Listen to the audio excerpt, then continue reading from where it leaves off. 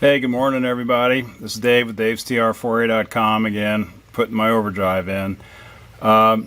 Just a little refresher here. I think this is more for me than you guys, but anyway, I have drawn in the circuit I want to use for the to put in the the relay for the overdrive, and so I'll show you here in a minute. But there's a terminal on this block that where the battery comes in to drive everything. So I'm going to take this fuse line off the relay, and that's going to go to there. That's going to be my first connection, and then go through the fuse and the contacts. Then I'm going to come out here, and this is the yellow wire coming off of the relay. I believe it's yellow. We'll check in a minute. And that's going to go down to the actual solenoid for the overdrive, and then the control circuit is going to be coming from this green switch 12 volts here, and that's going to go to one side of the switch, and then the other side of the switch is going to go to the green wire on the socket, which is one side of the coil for the relay, and then the other side, the yellow green, is going to be going to the interlocks on the transmission. So I think that's it for now.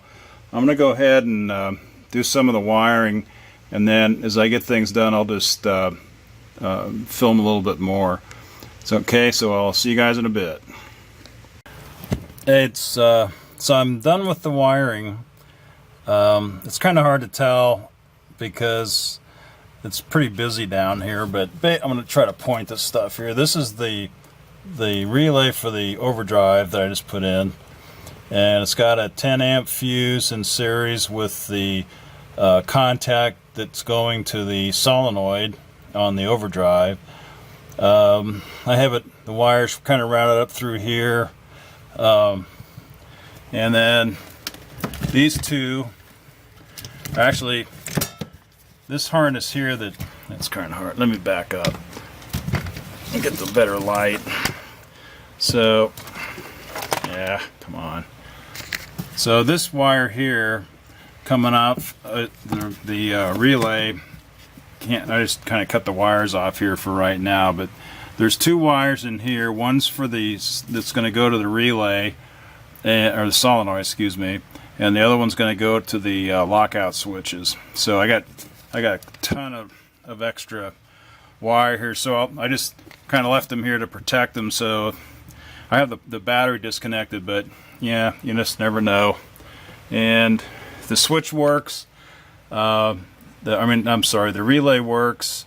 I can hear it clicking, and I got 12 volts on the solenoid line if I ground the lockout switch. So if I unground the lockout switch, it goes away. So I think everything's good.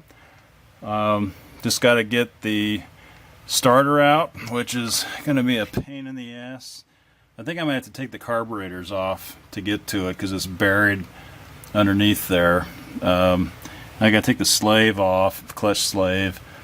Got a buddy coming over in the morning, and we're going to pull the transmission and put in the new one, and then I think I can take it from there the rest of the way. Let me just go out here and, oops, come on. I'm going to go around to where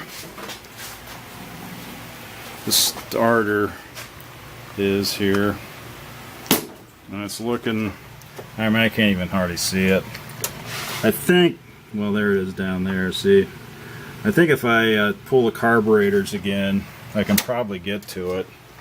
So I guess I'll get started on that.